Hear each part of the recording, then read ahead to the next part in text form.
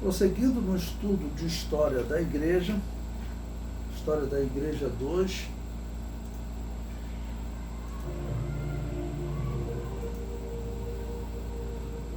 estamos na página 89 do nosso livro.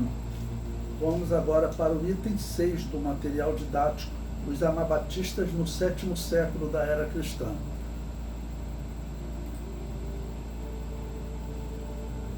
Pois bem, esse período que nós estamos estudando agora, nós estamos próximo do ano 500 da era cristã, né? O último personagem que nós estudamos, o Papa Gelasio I, foi aquele que defendeu a doutrina das duas espadas, confirmou, né, a doutrina de Agostinho de Hipona, da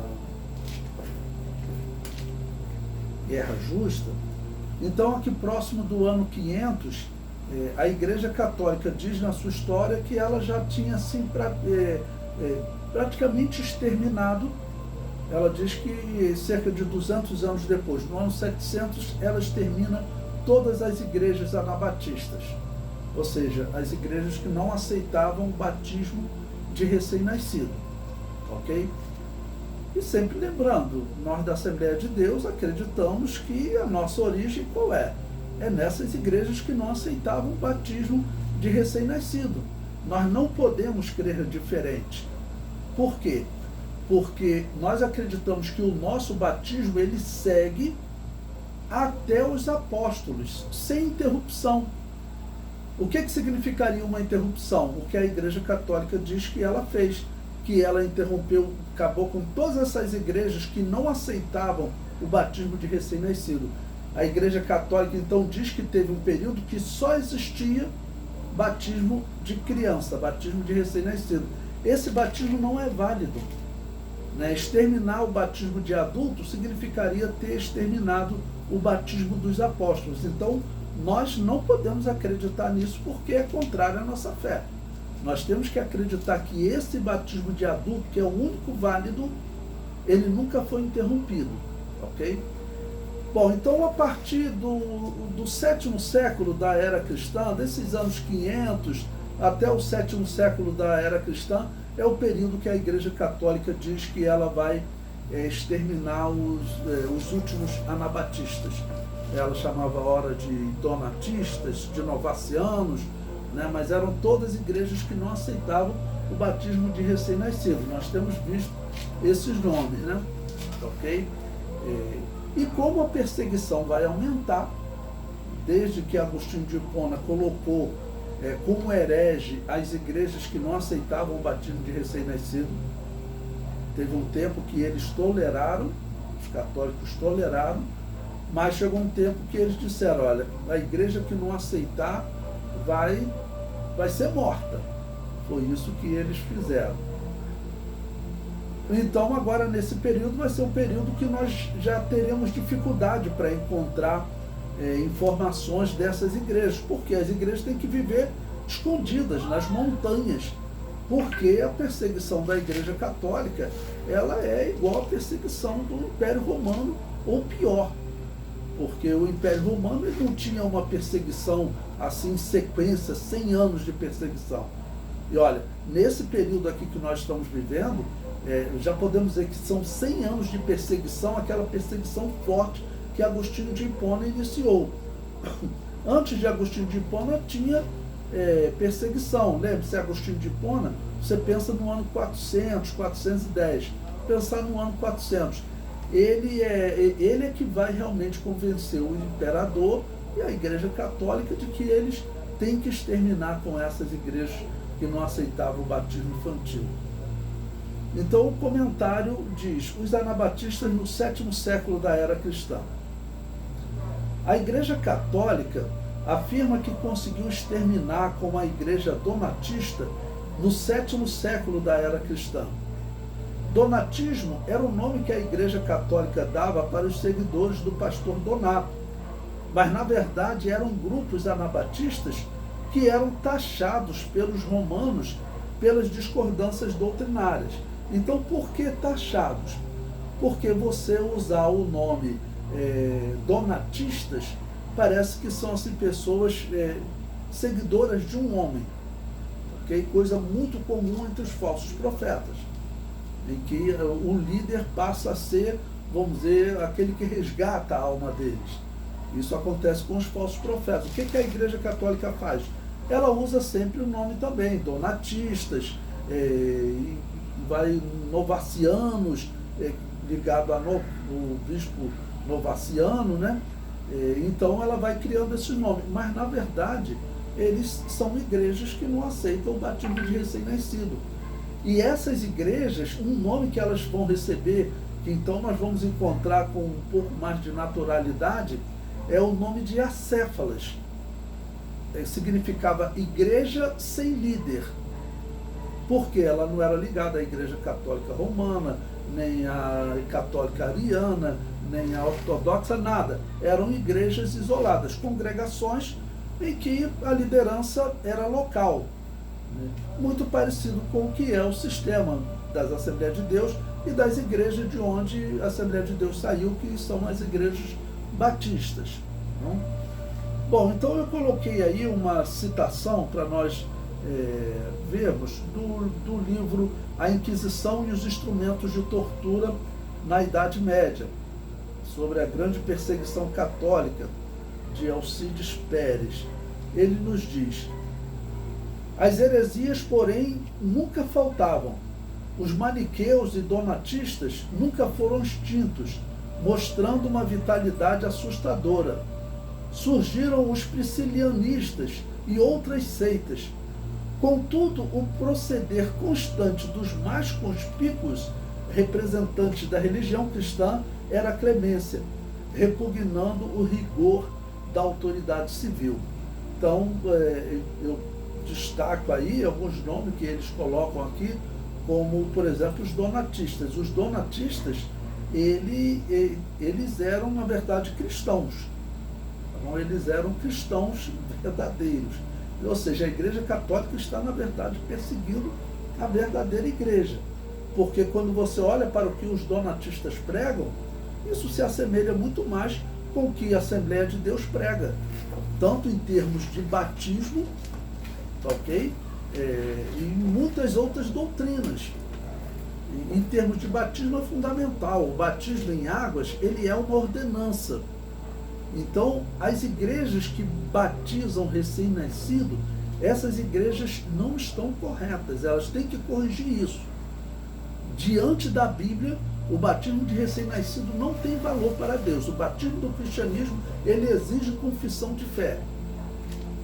Ele exige confissão de fé. Então, os donatistas tinham essa característica, tá ok?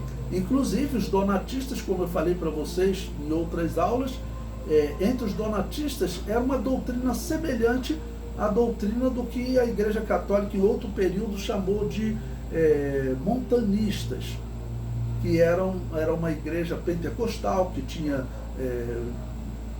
profecia, glossolalia, como fala, né, línguas espirituais, ok? Então, essa igreja dos donatistas e os novacianos, eles tinham uma semelhança, tá bom, com aquele grupo que a Igreja Católica também taxava com o nome de um homem, Montano, então por isso montanismo. Mas isso aí não tem dúvida, esses grupos, comparando eles com a Igreja Católica, aqueles que chegam até o período que a Igreja Católica é criada, esses grupos, eles seguem a Bíblia Sagrada de uma forma mais séria, vamos dizer, mais correta que a Igreja Católica. Bom, prosseguindo na leitura. Bom, então, os priscilianistas, eu falei para vocês, aqui eles colocaram todos como uma seita, maniqueus, donatistas e priscilianistas. Os priscilianistas parecem realmente, eu comentei com vocês sobre Prisciliano, ele era um bispo católico e ele era comum no catolicismo, já nessa época, como vai acontecer na história, uma ligação com o paganismo. Eu falei para vocês que muitos pagãos, quando os templos foram fechados, ou seja, chegou um tempo que o Papa e o Imperador falou, tem que acabar com esses pagãos aí, fecha esses templos, está proibido. tá bom? Ainda no quarto século, ali no ano 395. Pois bem, então quando eles fizeram isso, muitos sacerdotes pagãos ficaram desempregados. O que eles fizeram? Eles entraram para a Igreja Católica. Eles entraram para essa igreja estatal. E esse Prisciliano era um, porque diz a história que ele misturava o catolicismo com magia. E quando Prisciliano viveu próximo dos anos 400, a Igreja Católica ela já cultuava os mortos, já tinha o dia de finados, né? Que as pessoas vão ao cemitério cultuar os mortos. A Igreja Católica já tinha o culto aos mortos, já acreditava no purgatório, que é a purificação da alma após a morte, e até usava aquele incenso tirado do culto de Júpiter, que os papas e os padres usam até hoje. Então, já havia uma compatibilidade com o paganismo. Tinha algumas doutrinas pagãs que realmente pagãos entravam. É o caso de Prisciliano, tá bom? Bom, o Maniqueus que eles comentaram ali é o seguidor de um homem chamado Mani. Eu comentei também em aula passada com vocês sobre ele, tá bom? E ele fundou um grupo chamado Maniqueísmo. É interessante que Agostinho de Hipona, ele frequentou esse grupo, ele misturava também cristianismo com hinduísmo, com tudo que ele podia, ele misturava com religião indiana. Então, ele fez uma grande mistura, esse homem chamado Mani, né? E aí gerou o maniqueísmo. Essa era uma seita mesmo maluca. Bom, o comentário, a leitura prossegue. Contudo, o proceder constante dos mais conspícuos representantes da religião cristã era a clemência, repugnando o rigor da autoridade civil. Eu já tinha lido essa parte, né? Bom, e prossigo agora colocando também uma citação aí do historiador Justo Gonzalez, que ele diz: como já dissemos no capítulo anterior, nem todos os cristãos estavam satisfeitos com o novo estado das coisas que resultou da política religiosa de Constantino. Então, nem todos os cristãos concordaram com aquilo que ele estabeleceu, tá ok? Ou seja, uma religião controlada pelo Estado, que era isso. Constantino, ele era o pontífice máximo da igreja, continuou sendo o pontífice máximo do paganismo, ok? E exercendo controle sobre a igreja, ele também estava como pontífice máximo. É claro que aquilo não era cristianismo, o que ele estava organizando colocando uma igreja dentro do sistema pagão, tanto que ela vai assumir todas as doutrinas pagãs. Isso é confirmado pela história, ok? Então ele está dizendo que muitos não concordaram com essa atitude de Constantino. E prossegue a leitura. Enquanto os monges, no entanto, se retiravam para o deserto, sem romper seus laços com a igreja, houve muitos outros que simplesmente declararam que o restante da igreja estava corrompido e que eles eram a verdadeira igreja.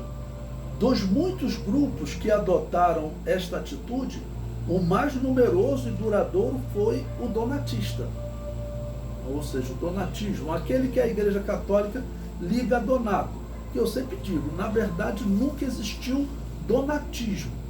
Existia uma igreja que não aceitava o batismo de recém-nascido e que a Igreja Católica perseguia essa igreja. Essa igreja, que eles chamam de donatistas, era uma igreja da África e tinha muitas congregações. Os próprios católicos dizem que haviam mais cristãos donatistas do que cristãos católicos, né? Usando a expressão que ele colocou aí,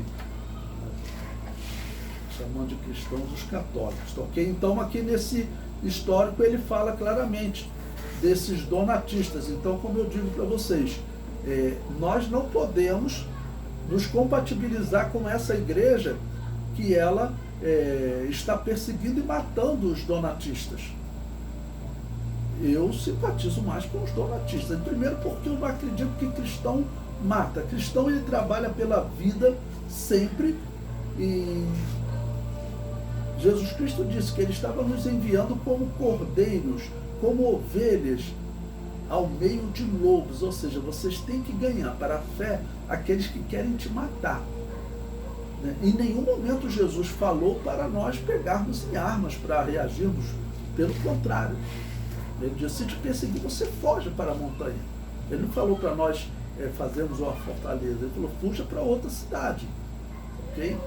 Então, entre essa igreja que está perseguindo os donatistas e perseguindo outros também, tá bom? Eu, sem sombra de dúvida, entre a Igreja Católica Romana e os donatistas, eu já começava com os donatistas, porque eu sei que a Igreja Católica, aquela que mata, não tem chance de ser uma igreja cristã. Ok? Bom, coloquei uma outra citação também desse historiador Gonzales, para mostrar a vocês também que essa visão que eu tenho contando a história, não pela Igreja Católica, mas por outras igrejas que muitas vezes a Igreja Católica chama de herege, e que infelizmente os seminários, muitos, contam a história como se a Igreja Católica fosse a Igreja de Jesus. Não, nunca foi. Quando Constantino organizou, ele já organizou outra igreja. Essas igrejas que ele está perseguindo, ok? São igrejas cristãs que a Igreja Católica não quer que sobreviva. Okay? Enquanto essa igreja anabatista da África era chamada de donatistas. Não? Havia a igreja anabatista muito comum na Europa, inclusive em Roma. Okay? Em Constantinopla era muito comum, que eles eram mais tolerantes com os anabatistas, e lá eles chamavam os anabatistas de novacianos.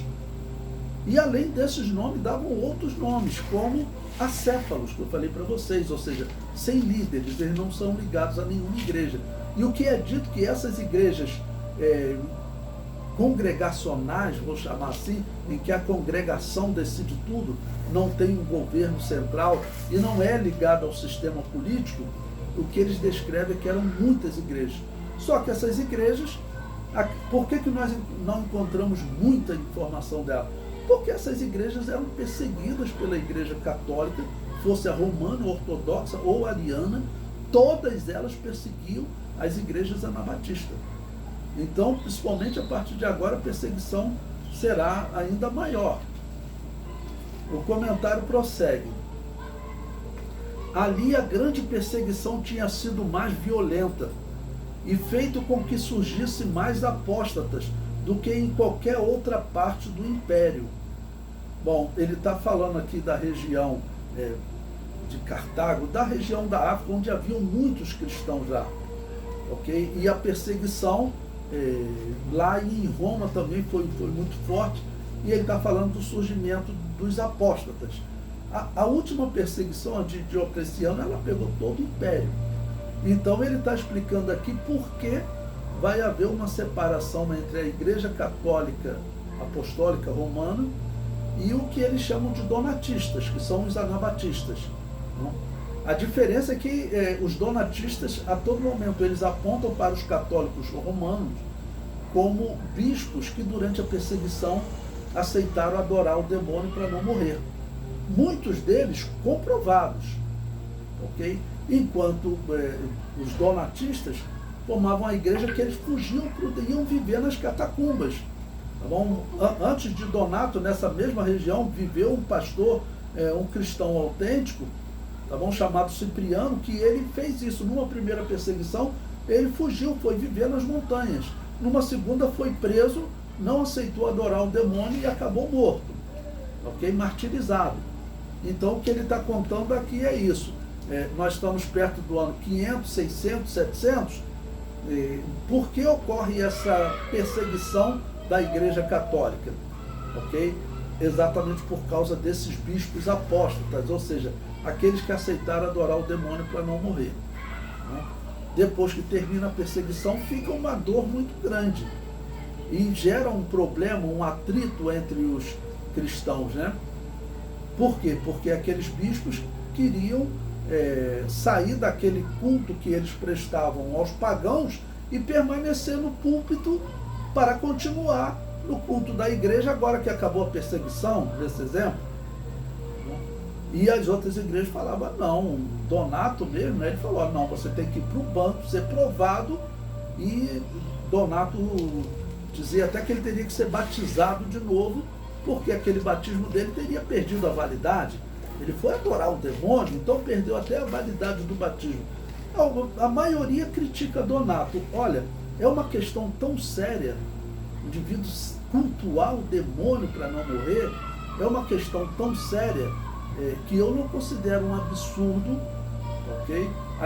Aquela igreja resolver rebatizar, ou seja, eu não considero uma heresia, tá bom? Não considero uma heresia, porque, vamos dizer, o cristão foi adorar o demônio, isso durante 10 anos.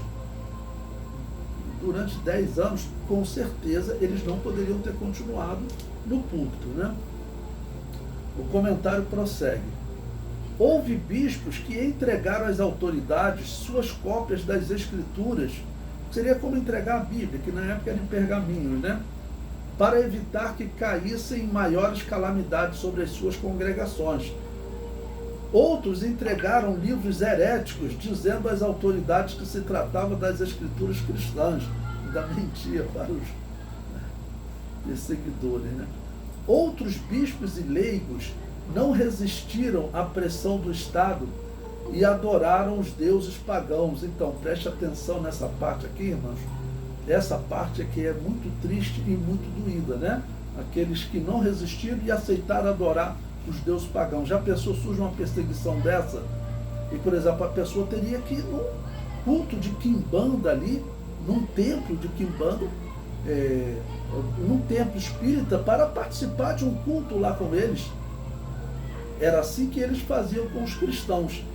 E vejam o que diz a continuação da leitura. Ele diz: e de fato, o número destes últimos, ou seja, dos crentes que foram adorar o demônio para não morrer, e de fato o número destes últimos foi tão grande que alguns observadores nos contam que houve dias em que os templos pagãos não podiam receber todas as pessoas.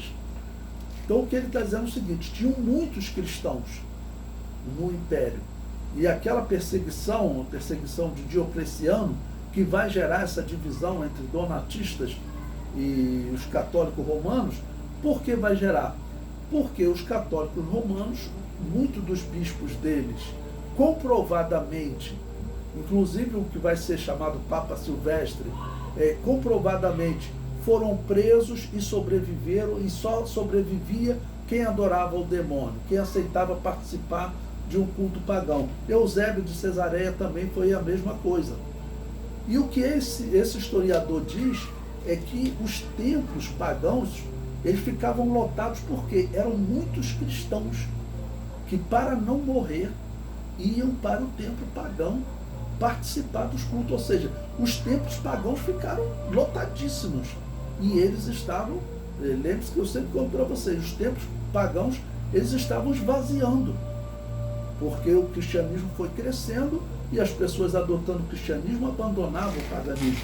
Mas o que esse historiador diz, que quando surgiu a ordem, ou morte, ou os cristãos reconhecem a existência dos deuses. Diz que os templos pagãos então ficavam lotados de maneira que não cabia de tanto cristão. Agora imagine a dor tudo desse resultado, irmãos.